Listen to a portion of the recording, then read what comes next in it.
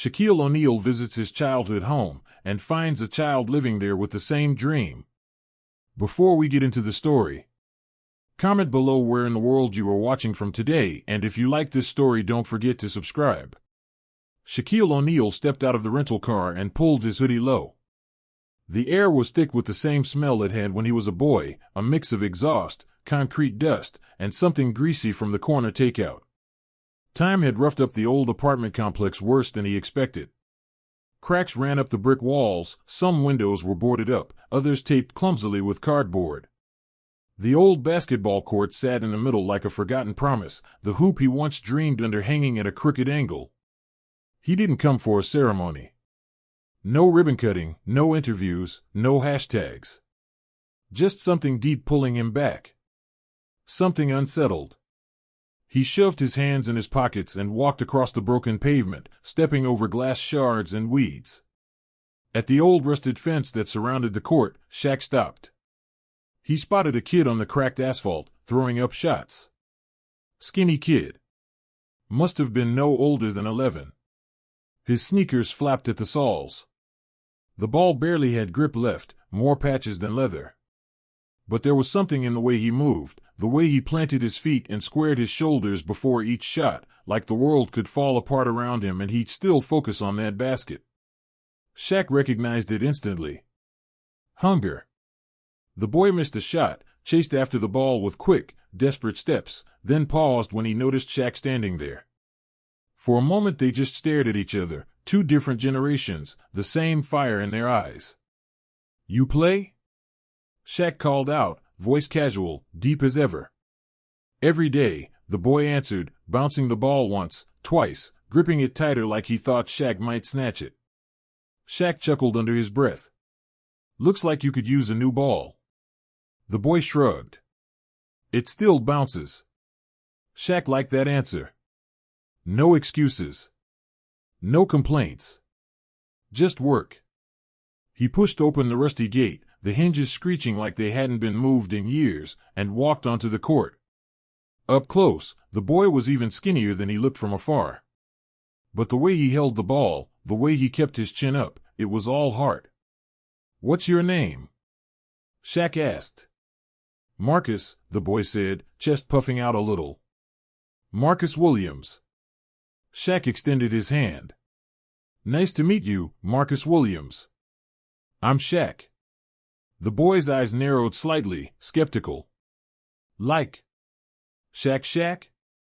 "Depends," Shaq said with a grin. "You like Shaq?" Marcus cracked a smile. "Yeah. You're in all the old highlights my uncle shows me." Shaq laughed louder this time, feeling a little older than he wanted to, but it felt good. Real good. "Old, huh?" he said, reaching out and ruffling Marcus's hair.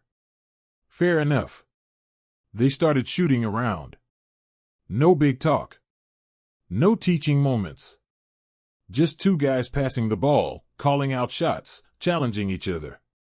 Shaq missed a free throw on purpose and Marcus hooted with laughter. It had been a long time since Shaq felt this kind of pure fun. No cameras. No pressure. Just the love of the game. As the sun started to dip low, casting long shadows across the court, Shaq leaned against the pole and watched Marcus go through some kind of homemade drill. Dribble between the legs, crossover, spin, shoot. Mississippi rebound. Try again. "You got moves," Shaq said. "Not enough," Marcus muttered, wiping sweat from his forehead with the back of his hand. "I gotta get way better. I gotta make it." Shaq studied him for a moment. "Why's that?" Marcus hesitated, looking down. The ball sat still at his feet. "My mom. She works 2 jobs. Still can't keep up with bills. If I make it, I can take care of her. Get her out of here." Shaq nodded slowly. "Same story. Different decade. You got any help? Coaches? Programs?" Marcus shook his head. "Nah. Can't afford camps. School team's full. Coach said maybe next year." Shaq looked around at the crumbling court, the broken lights dangling from old posts, and felt something inside him twist. This was where dreams died for most kids. Not because they didn't have heart. Because they didn't have a chance. You practice by yourself every day? Shaq asked. Marcus shrugged again. Who else gonna do it for me? Shaq smiled. That's the right answer.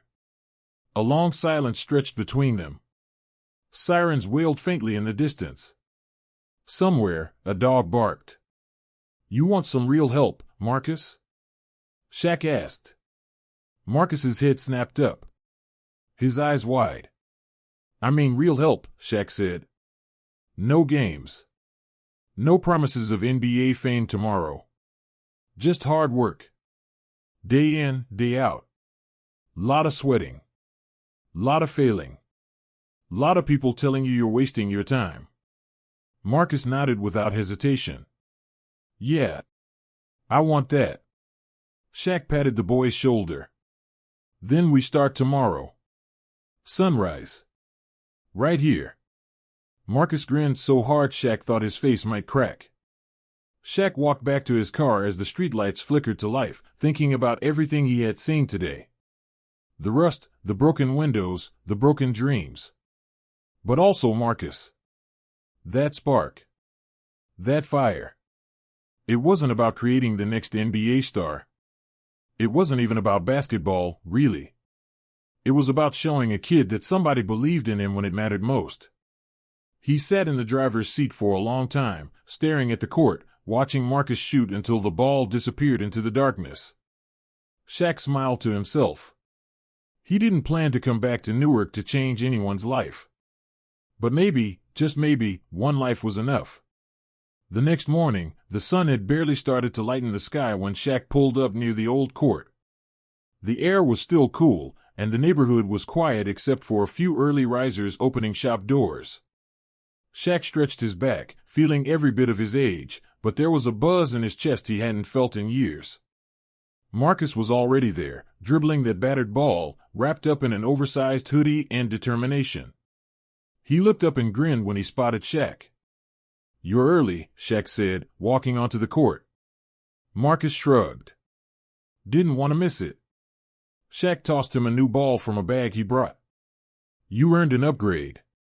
Marcus stared at it for a second, almost afraid to touch it. Finally, he grabbed it and bounced it. The sound was sharp, perfect. He smiled wider than before.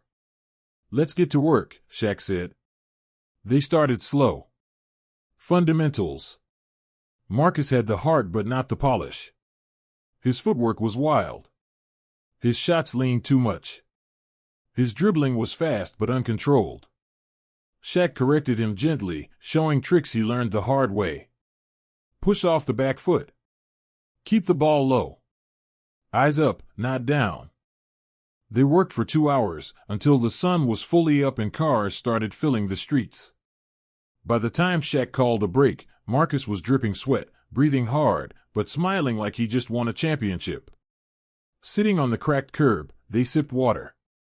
Marcus asked questions, one after another, like he was trying to pull everything Shaq knew into himself. How did you get better? What did you eat? How did you stay motivated when you wanted to quit? Shaq answered every question honestly, but he didn't sugarcoat anything. It's hard, man. Real hard. Some days you'll feel like you're going backwards. Some days you'll wonder if it's worth it. You gotta love it enough to keep going anyway. Marcus nodded like he understood, but Shaq knew the real test wasn't today. It was the mornings he'd wake up sore and tired and come anyway. The days he wouldn't feel like smiling. They made a plan. Monday through Saturday, sunrise workouts. Sundays off unless Marcus wanted extra. Simple drills at first. No fancy stuff. Build a foundation. Over the next few weeks, they fell into a rhythm. Shaq would pull up every morning, find Marcus already waiting, hoodie over his head, ball under his arm. They worked through cold mornings, drizzling rain, and the occasional stares of curious neighbors. Shaq kept his identity low-key. Most people thought he was just a big uncle or an ex-ball player who never made it. He didn't care. It wasn't about him. The changes in Marcus came fast. His dribbling tightened. His shooting form sharpened. His footwork got cleaner. He didn't just move faster, he moved smarter. But the best part was seeing Marcus change off the court too. He started standing taller, speaking louder. His teachers called his mother to say he seemed more focused in class. His grades even ticked up a little. One afternoon, after a particularly brutal workout, Marcus's mother invited Shaq inside for a meal. The apartment was cramped but clean. Shaq had to duck through the doorway. They sat at a tiny kitchen table while she served up plates of spaghetti. "You've been good to my boy," she said, sitting down across from him. "I don't know what your story is, mister, but thank you." Shaq smiled. "He's doing the work. I'm just giving him a push." Marcus beamed under the praise, slurping noodles with a huge grin. Later that night, Shaq sat in his car longer than usual. He thought about how many kids like Marcus never got a push. How many dreams died in places like this because nobody bothered to believe in them. He started making quiet calls. Nothing flashy. Nothing public. Just a few trusted contacts. He wanted to fix up the court. Maybe get some real lights installed. Maybe even start a little youth program if it didn't ruffle too many feathers. He wasn't thinking about cameras or press releases. He was thinking about giving kids a real place to dream. But just as things were looking up, trouble found them. One afternoon, while Shaq and Marcus were working on free throws, a black Escalade rolled up to the court. 3 men stepped out, all tracksuits and jewelry, the kind of local hustlers Shaq had seen 1,000 times before. Their leader, a wiry guy with a diamond earring and too much cologne, strolled over like he owned the place. "Yo, lil' man," he said, jerking his chin at Marcus. "You're that kid everybody talking about, huh? Got moves?" Marcus froze, gripping the ball tighter. Shaq stepped forward, casually placing himself between Marcus and the men. "Something you need?" he asked, voice low and even. The wiry guy smiled without warmth. "Just offering the kid a real opportunity. Got connects. Can get him into some showcase camps. Get him seen." Shaq recognized the pitch. Empty promises wrapped in shiny paper. Fast track to nowhere. "He's good," Shaq said. "He don't need your help." The wiry guy laughed. "Man, who even are you? You ain't nobody." Shaq didn't flinch. Didn't argue. Just stared at him with the kind of look that said this conversation was over. The wiry guy spat on the ground and backed off, but Shaq knew it wasn't the end. People like that didn't like being told no. Marcus looked shaken. "Don't listen to them," Shaq said firmly. "They want your dream so they can sell it. You hear me?" Marcus nodded slowly, but the fear in his eyes told Shaq the seed of doubt had been planted. That night, Shaq sat awake, staring at the ceiling of his hotel room. He knew the battle ahead wasn't just on the court. It was in Marcus's heart. And it was just getting started. A week passed, and something in Marcus started to shift.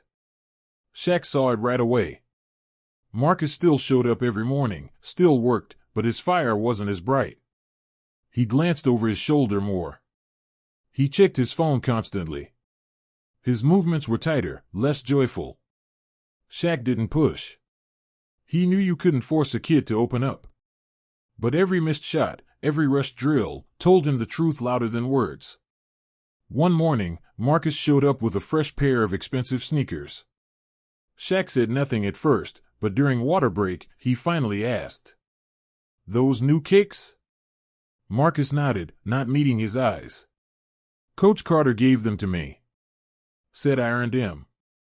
Shaq tightened his grip on his water bottle. He knew that name.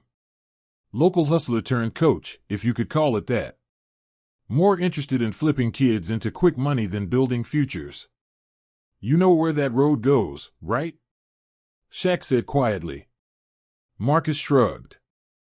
He says he can get me into real tournaments, college scouts, scholarships. And all he wants in return? Shaq asked. Marcus was silent. He bounced the ball once, hard. He just wants me to sign with him when I go pro. It's not a big deal. Shaq crouched down so they were eye to eye. Marcus, that paper ain't just a handshake. It's chains. Change you don't see until it's too late. Marcus looked torn, anger and confusion swirling inside him. You don't get it. My mom's killing herself working 2 jobs. We can't even fix the heater at home. Coach Carter said he could help now, not someday. Shaq let the words hit him. He understood. God, he understood.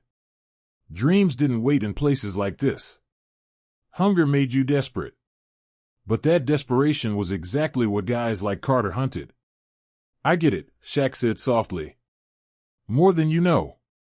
But easy money has a way of costing more than you think. Marcus scowled, grabbed his ball, and stormed off the court. Shaq let him go. Sometimes you had to let people make their own mistakes.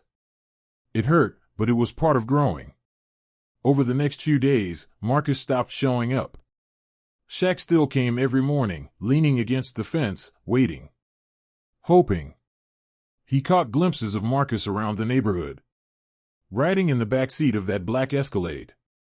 Showing off new gear. Hanging with Carter's crew. Shaq stayed out of it. He had promised himself he wouldn't bulldoze Marcus's choices. He'd given him the tools. What he did with them was his call. But the call came sooner than expected. Late one evening, Shaq's phone buzzed. Marcus's mother. Her voice was frantic. They pushed him too hard, she cried. Said he had to play in some street showcase. He twisted his ankle bad. I don't have insurance. I don't know what to do. Shaq was already grabbing his keys before she finished. When he reached the clinic, Marcus was slumped in a cracked vinyl chair, face pale, ankle swollen to twice its normal size. His mom stood over him, wringing her hands. Shaq knelt down. Hey, soldier, he said quietly. Marcus wouldn't look at him. Shame burned across his face. Shaq stood up and turned to the front desk. Whatever he needs, I'll cover it. The nurse hesitated. Recognized him. Nodded without a word. Hours later, with a cast on his leg and crutches under his arms, Marcus sat in Shaq's rental car, silent. I'm sorry, Marcus finally whispered. Shaq shook his head. Don't be sorry. Be smarter. They drove in silence. Shaq didn't take him home immediately. Instead, he pulled up to the court. The moonlight made the broken hoop look even sadder. Shaq got out, opened Marcus's door, and helped him hobble to the center of the court. This place? Shaq said, waving a hand. It'll never be perfect. But it's where real dreams are built. Not in Escalades. Not in shiny gyms. Marcus swallowed hard. I messed everything up. Shaq crouched again, so Marcus could see the truth in his face. You're 11, man. You're supposed to mess up. What matters is what you do after. Marcus wiped his nose on his sleeve. I still want to make it. I still want to help my mom. Shaq smiled. Then we start over. Right here. Marcus nodded fiercely, gripping the crutches like they were lifelines. The next morning, Shaq made more calls. Bigger ones this time. Not just fixing the court, but renovating the whole lot. New pavement. New lights. Real hoops. An outdoor gym section. Tutoring programs inside the abandoned community center next door. He told them to keep his name off everything. Call it the Big Dream Foundation. No news crews. No press. Just real work. Word spread fast. Kids started coming back to the court even before it was finished. Parents peeked out their windows, curious. A spark was lighting up the neighborhood, one Shaq hadn't seen in years. Meanwhile, Marcus healed. slowly, painfully. But he showed up every day, even if it was just to shoot sitting down or do upper body drills Shaq taught him. He never missed a morning again. One evening, as Shaq packed up the cones and gear, Marcus hobbled over, serious. "You ever think about quitting?" Marcus asked. Shaq smiled. "Plenty of times." Marcus leaned on his crutch. "Why didn't you?" Shaq tossed the ball into the trunk and turned to him. "Because somebody believed in me before I believed in myself. I owed them to see it through." Marcus nodded like he understood, deep down. The foundation's work was almost finished. In just a few days, they were planning a small reopening ceremony for the court. Nothing fancy. Just something for the kids, the families. A fresh start. Shaq didn't plan to make a big appearance. He wanted it to stay about them. Not him. But fate had other ideas. Because when the mayor's office got involved, things were about to get a lot bigger than Shaq ever wanted.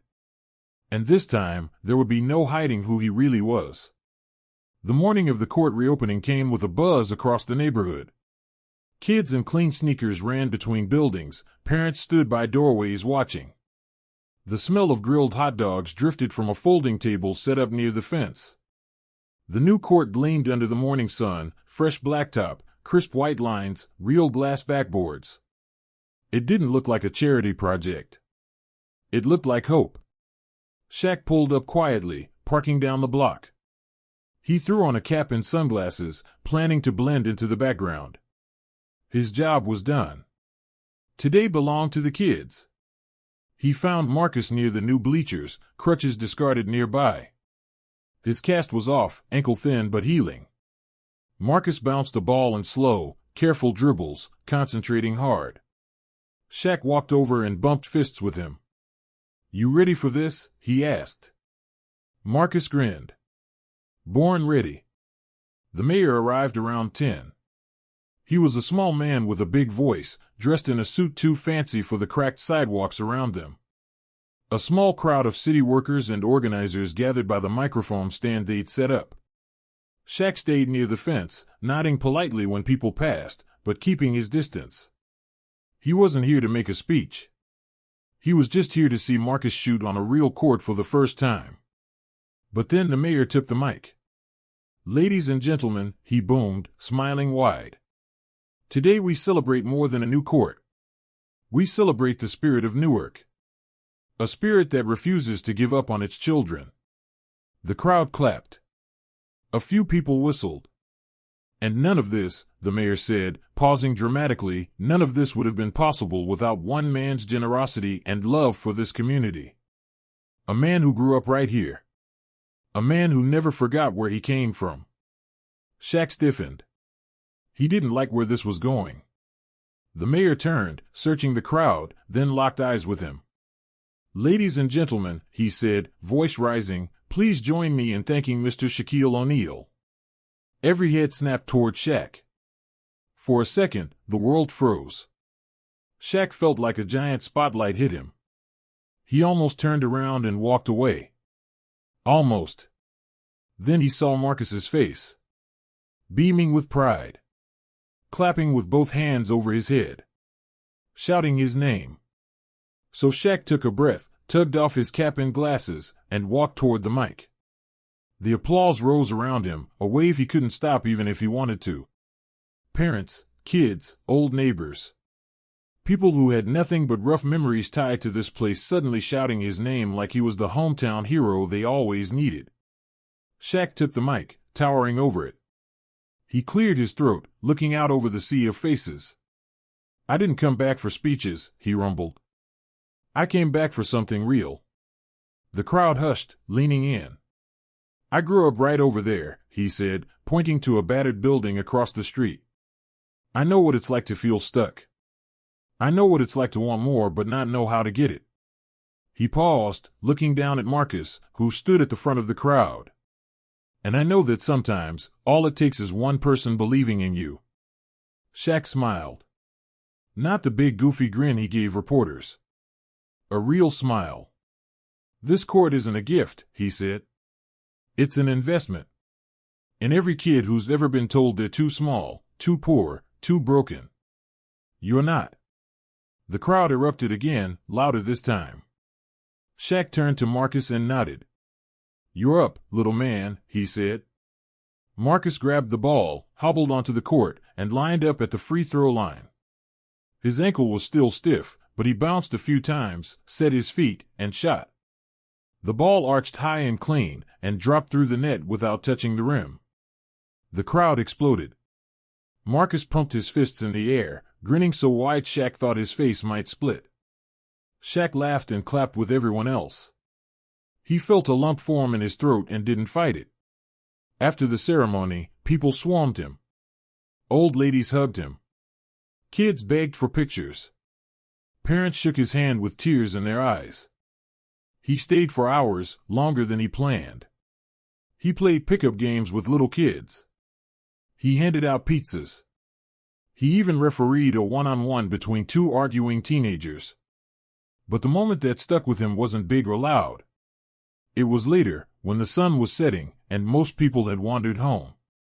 Shaq sat on the new bleachers, watching Marcus and a few other kids shoot around. His mother sat beside him, exhausted but smiling. You saved him, she said quietly. Shaq shook his head. Nah. He saved himself. I just handed him a ball. She wiped at her eyes. You gave him more than that. You gave him a future. Shaq didn't know what to say. He wasn't used to words like that. He just nodded and watched the kids play, the thump of the ball echoing against the buildings. Later, as he finally stood to leave, Marcus ran up to him. Shaq, he called, breathless. Shaq turned, one hand on the fence. Marcus held out something small. A worn leather bracelet, the kind kids braided from scraps of old cords. For luck, Marcus said, a little shy. Made it myself. Shaq took it, slipping it over his massive wrist. It barely fit, but he didn't care. Thanks, soldier, he said, ruffling Marcus's hair. He walked away without looking back. He didn't have to. He knew what he was leaving behind. And he knew that sometimes, winning wasn't about banners or trophies. Sometimes, winning was just giving someone else the chance to dream a little bigger. He smiled as he got into his car, bracelet catching the last rays of the sun. The future wasn't about him anymore. It was about the ones who came after. Weeks passed. Then months. The seasons shifted in Newark, and the court stayed alive in a way it hadn't in decades. The new lights buzzed to life every evening. Kids flooded the court after school, games running late into the night under the stars. The Big Dream Foundation added Saturday clinics, free gear donations, tutoring sessions. Parents who once kept their kids indoors now leaned on the fences, laughing, cheering, sometimes even playing themselves. Shaq watched it happen from a distance. After the reopening, he stuck to his word. No cameras. No fame chasing. He quietly funded the maintenance, called in favors for college prep seminars, and stayed connected through Marcus's mom and the volunteers. He didn't want the court to be about him. He wanted it to be about them. Marcus worked harder than ever. His ankle healed stronger. He outgrew the broken sneakers and worn-out sweatshirts. On the court, he sharpened into something different, quicker, smarter, unshakable. Not just because he wanted to make it big, but because he finally believed he could. One cold morning, as winter approached, Shaq found himself back at the court, watching from the edge. Marcus was running drills by himself, focused, tuned out from the world. Shaq smiled, leaning against the lamppost. He didn't call out. Just watched. Marcus's jumper snapped through the net. Again. And again. Shaq could see it clear as day, the way Marcus carried himself now. Taller. Stronger. Sure of his own weight in the world. He turned to leave, not wanting to break the moment. But Marcus spotted him. Shaq, he shouted, waving him over. Shaq hesitated, then walked across the blacktop. His breath clouded in the cold air. Marcus jogged up, grinning. You gotta see this. He dribbled back to the three-point line, set his feet, and launched a deep shot. Nothing but net. Shaq clapped once, loud. That's NBA range, soldier, he said. Marcus laughed. You think so? Shaq shrugged. Only one way to find out. He reached into his jacket and pulled out a folded letter. Handwritten. Marcus frowned and took it. Opened it slowly. It was an invitation to an elite basketball camp, full scholarship. Some of the best high school prospects in the country would be there. College scouts would be watching. Marcus's mouth dropped open. He looked up at Shaq, stunned. How did they even know about me? He stammered. Shaq winked. You never know who's watching. Marcus swallowed hard, blinking fast. Shaq clapped him gently on the back. You earned this. Not cause of me. Because you showed up every day. You fought through the noise. You stayed real. Marcus stared at the letter like it might disappear if he blinked. Then he shook his head, smiling so big it hurt to look at. I won't let you down, he said fiercely. Shaq leaned down, voice low. Don't worry about me. You go show them who you are. That's all that matters. They stood there for a while, the winter wind kicking up, the court empty around them. Finally, Shaq held out his hand. Marcus shook it, their grips firm. One last thing, Shaq said. This game, it's a tool. Not a crutch. You use it to build something bigger than yourself. You remember that, you'll never lose, even when you lose. Marcus nodded, eyes clear. Shaq turned to go, his heavy boots crunching on the pavement. He didn't look back this time. He didn't have to. 2 months later, a local paper ran a story, Newark Kid Shines at National Camp. It was a small article, buried under headlines about politics and weather. But Shaq clipped it out and taped it to his fridge. He read it every morning while eating breakfast, smiling to himself. It wasn't about Marcus making it to the NBA. Maybe he would. Maybe he wouldn't. That wasn't the real victory. The real win was that a kid who could have gotten lost in the system, crushed under life's weight, had found another way forward. And he wasn't the only one. The big dream court became a symbol. A real one. Not just for Newark, but for places like it everywhere. It proved that sometimes, all it took was one person, one chance, one belief planted in the right soil. Shaq visited every so often, never announcing himself, just standing by the fence, watching the next group of kids dribbling and laughing and dreaming. The bracelet Marcus had given him stayed on his wrist, worn thin but still hanging on. It reminded him that real greatness isn't built in stadiums. It's built in cracked courts, dusty basements, late-night drills, and stubborn dreams that refuse to die. Shaq didn't need applause. He didn't need a statue. He already had everything he needed. A new generation was rising. And this time, they were ready.